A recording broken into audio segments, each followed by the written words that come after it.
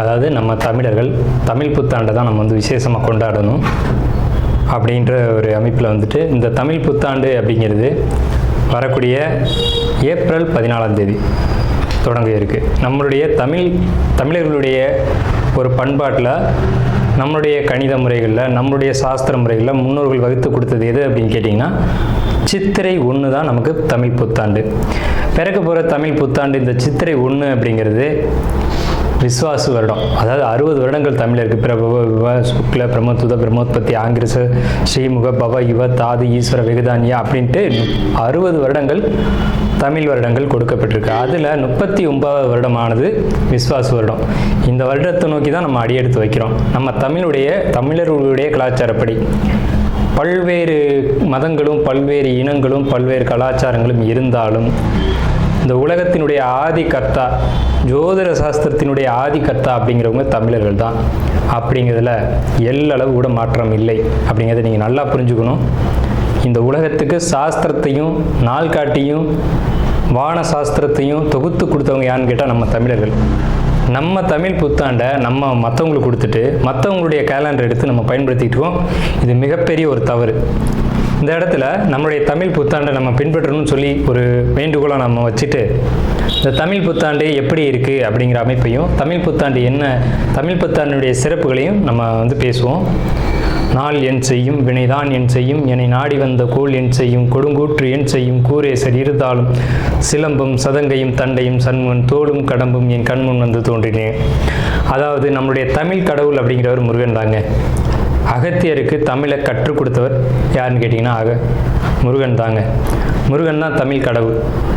அதாவது அவருடைய பிறப்பு வேணா நம்ம வந்து சிவன் பார்வதி அப்படி இப்படின்னு நம்ம சொல்லலாம்.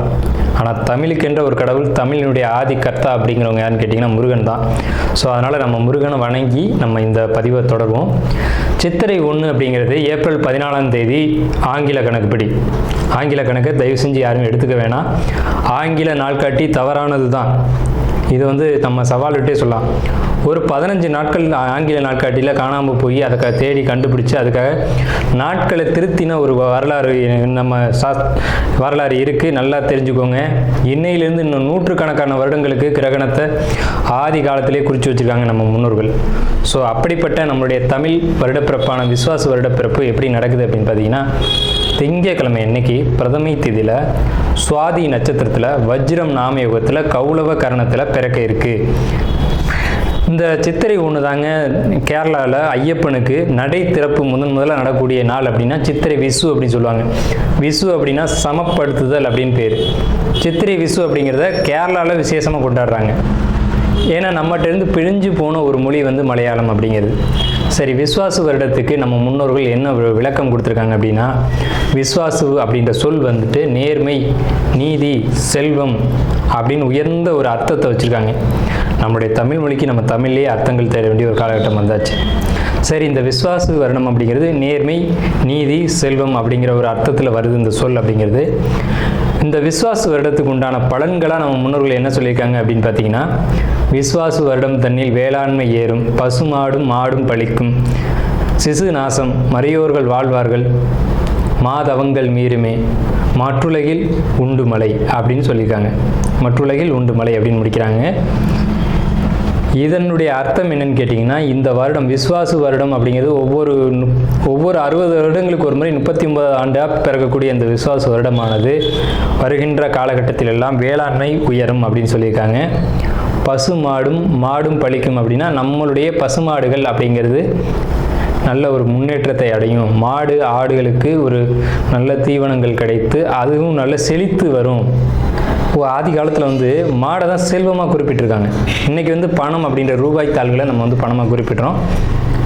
ஒரு முன்னோர்கள்லாம் வந்து மாடு எவ்வளோ இருக்குது, மாட்டினுடைய அந்த குப்பை வந்து வேஸ்ட்டெல்லாம் எங்கே ஒரு மனிதன் வந்து எங்கே சேகரிக்கிறானோ அதை போய் முதல்ல பார்ப்பாங்கங்க. அதை வச்சு தான் அவனுடைய செல்வம் என்னன்றதை குறிப்பிட்டு பொண்ணு கொடுக்குறதா இருக்கட்டும், பொண்ணு எடுக்கிறதா இருக்கட்டும், இதெல்லாம் நம்முடைய மரபில் இருந்து வந்த ஒரு விஷயம்.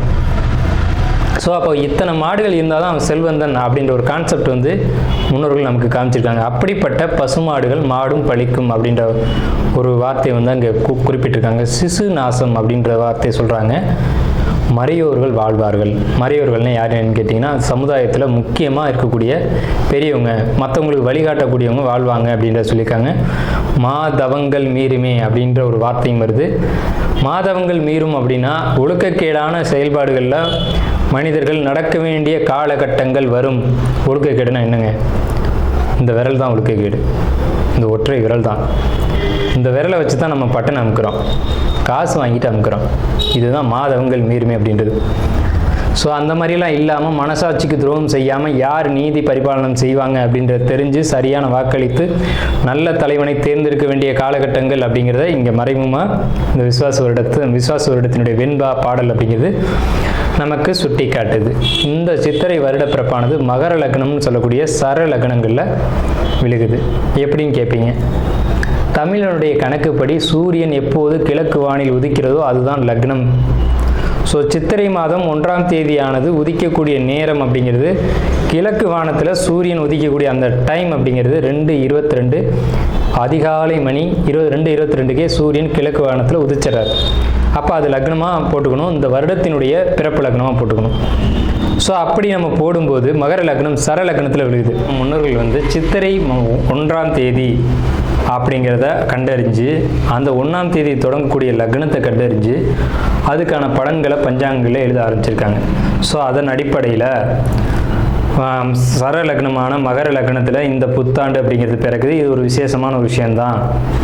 ஏன் அப்படின்னு கேட்டிங்கன்னா, அந்த மகர லக்னத்துக்கு அதிபதியான சனி பகவான் ஒரு பலமான ஒரு நிலையில் வருடப்பிறப்பின் போது இருப்பாங்க அப்படிங்கிற ஒரு விசேஷமான ஒரு அமைப்பில் இந்த வருடப்பிறப்பு அப்படிங்கிறது விஸ்வாச வருடம் பிறக்கின்றது. ஸோ அந்த விஸ்வாச வருடம் பிறக்கும் போதே நமக்கு ஒரு நல்ல செய்தி கிடைச்சாச்சு, இந்த வருடம் நன்றாக இருக்க போகுது அப்படிங்கிற ஒரு விஷயம்.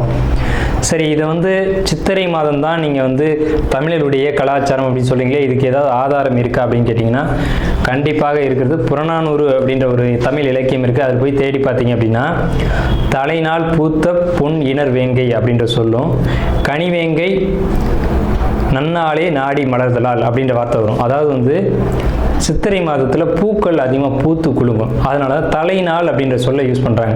தலைநாள்னா முதல் மாதம் அப்படின்னு, தலை மாதம் கடை மாதம் அப்படின்னு பிரிக்கிறாங்க.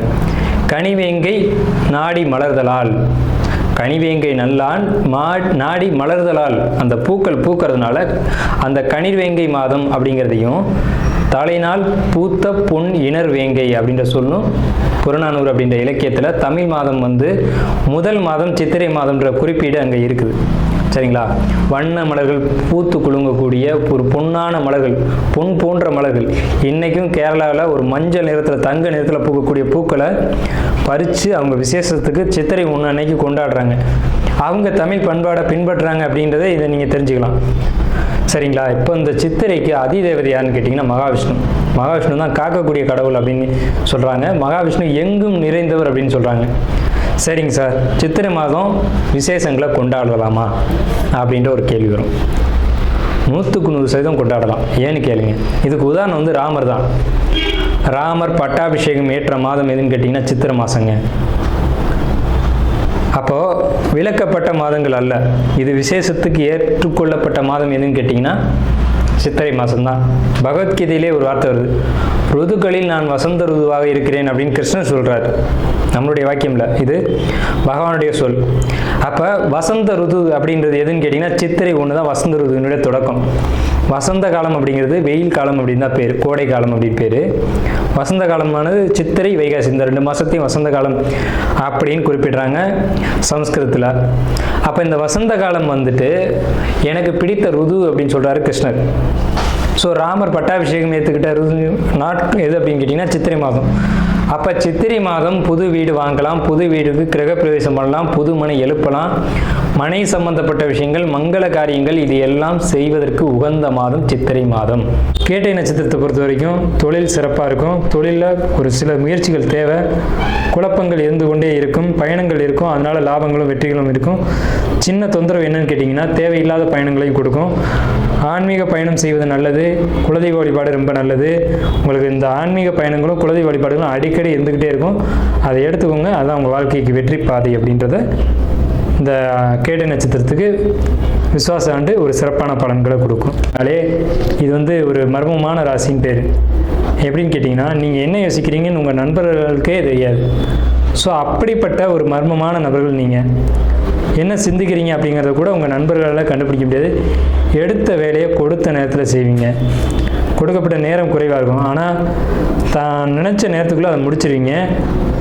ஸோ இப்படிப்பட்ட உங்களுக்கு இந்த விருச்சிக ராசி அப்படின்றது தேல் அப்படின்ற சின்னத்தை அடிப்படையாக வச்சு கொடுத்துருக்காங்க. தேல் அப்படிங்கிறது ஒரு ஆண் தேல் வந்து இனப்பெருக்கத்தின் போது மரணம் அடைஞ்சிடும். அது ஒன்று. அந்த தேல் ஒரு குட்டி எடுத்த உடனே அதுவும் இறந்துடும். ஸோ இப்படிப்பட்ட தாய்மையின் அதி உச்சமான விருச்சிக ராசி. இதில் ராணி தேல் அப்படின்னு ஒரு தேல் இருக்கும், தேல்களில் அதுதான் வந்து அதிகபட்சமான பாதுகாப்போடு இருக்கக்கூடிய ஒரு தேல். அந்த மாதிரி ஒரு பாதுகாப்பு உணர்வோடையும் எச்சரிக்கை உணர்வோடையும் பயணிக்கக்கூடியவங்க யாருன்னு கேட்டிங்கன்னா அந்த விருச்சிக ராசிக்காரங்களான நீங்கள் தான். எப்போவுமே உள்ளுக்குள்ளே ஒரு பயம் இருக்கும், வெளியில் ஒரு தைரியமான நிலையில் காட்டிக்கிற மாதிரி உங்களை நீங்கள் காட்டிக்கிங்க. ஸோ இப்படிப்பட்ட உங்களுக்கு இந்த விஸ்வாச வருடம் பிறந்தக்கூடிய இந்த கிரக நிலைகளானது எப்படி இருக்குது அப்படின்னு பார்த்தீங்கன்னா, உங்கள் ராசிக்கு 4ஆம் இடத்து ராகு, 5ஆம் இடத்து சனி, 8ஆம் இடத்து குரு, 10ஆம் இடத்து கேது. நன்மை செய்யுமா தீமை செய்யுமா, நல்லதா கெட்டதா, வெற்றியா தோல்வியா, இப்படின்ற ஒரு கேள்விகளோடு நம்ம ஆரம்பிக்கிறோம். கண்டிப்பாக நல்லது அப்படின்றத சொல்கிறது மட்டும்தான் நமக்கு வந்து ஒரு அமைப்பு அப்படிங்கிறது இருக்குது. ஸோ எப்படி நல்லது அப்படிங்கிறத நம்ம முதல்ல பார்த்துருவோம். உங்களுக்கு வெளியூர் வெளிநாடு பயணங்கள் இருக்கா அப்படின்னு பார்த்தா கண்டிப்பாக அதுக்கான வாய்ப்புகள் இருக்குது. ஆனால் அதில் கொஞ்சம் கவனம் போகலாம், ஆனால் கவனமாக இருக்கணும் அப்படிங்கிற ஒரு அமைப்பு. உங்கள் மனசுக்குள்ளே இப்போ ஒரு பதட்டம் இப்போ தெரியும், ஒரு கவலை, ஒரு அழுத்தம் உங்களுக்குள்ளே தெரியும். அதே மாதிரி உங்களுக்கு உடன் பிறந்தவங்க மூலமாக ஒரு சப்போர்ட் அப்படிங்கிறது கிடைக்கும். இப்போ 4ல் ராகு அப்படிங்கும்போது தாய் வழியில் நீங்கள் எச்சரிக்கையாக இருக்கணும் அப்படின்ற ஒரு அமைப்பு. ஆனால் அந்த 4ல் ராகு இருந்தாலும் அதை குரு பார்க்குறாரு. அப்போ அம்மாவுக்கு உடம்புக்கு எடுத்து போயிருமா அப்படின்னா இல்லை, அதை குரு பார்த்து சரி பண்ணுறாருங்க. ஆனாலும் நீங்கள் கவனமாக இருக்கணும் அப்படின்ற ஒரு காலகட்டம் தான் இது. பெரிய பாதிப்புகள் ஏற்பட்டுறாது, ஆனால் எச்சரிக்கையாக இருக்கணும். விருச்சிக ராசியை பொறுத்த வரைக்கும் அவங்களுடைய தாயார் உடல்நிலையில். ஆனால் கடந்த காலகட்டங்களில் பாதிப்புகள் அதிகமாக கடந்து வந்திருப்பீங்க, அதெல்லாம் உண்மைதான்.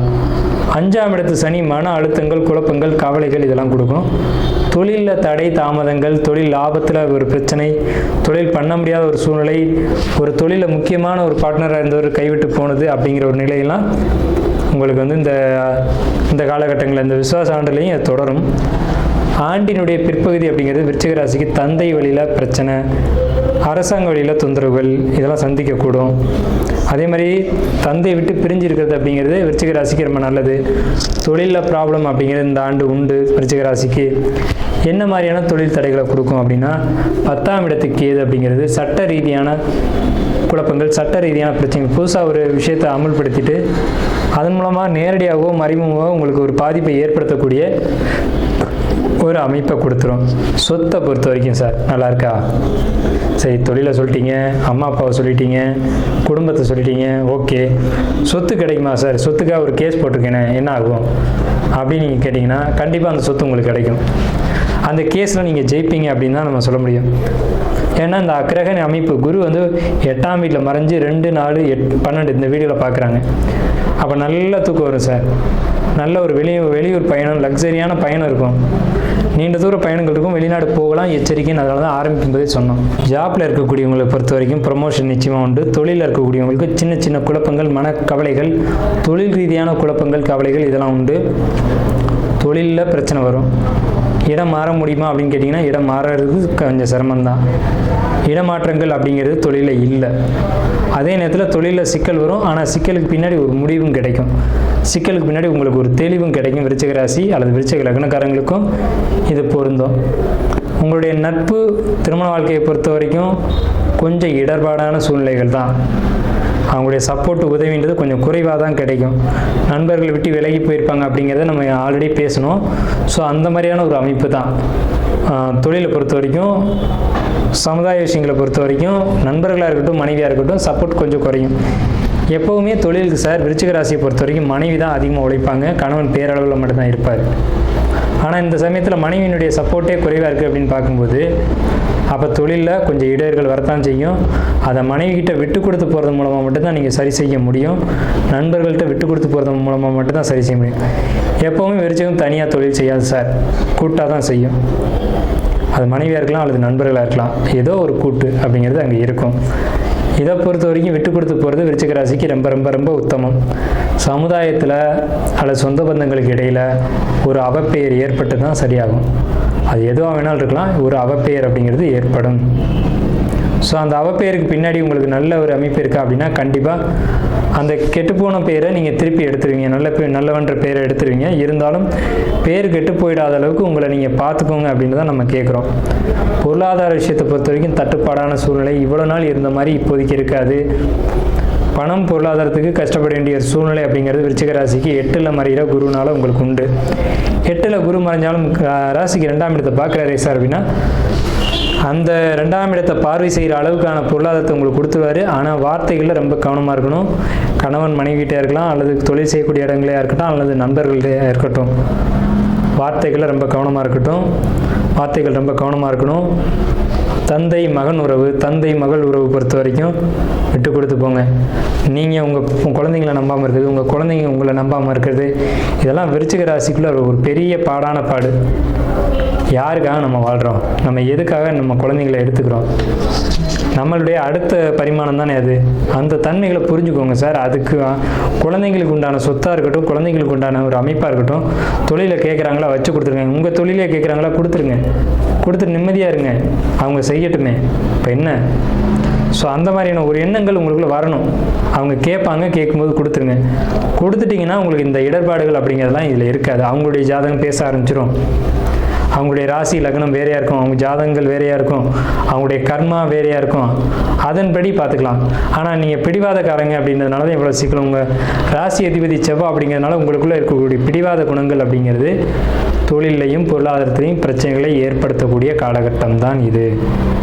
ஸோ இதை பொறுத்த வரைக்கும் விட்டு கொடுத்து போங்க, ரொம்ப நல்லாயிருக்கும். வாழ்த்துக்களை சொல்லி 55% மேலே விருச்சிக ராசிக்கு நல்ல பலன்கள் நடக்க இருக்குது. விருச்சிக ராசிக்கு என்னுடைய வாழ்த்துக்களும் நன்றிகளும் வணக்கங்களும்.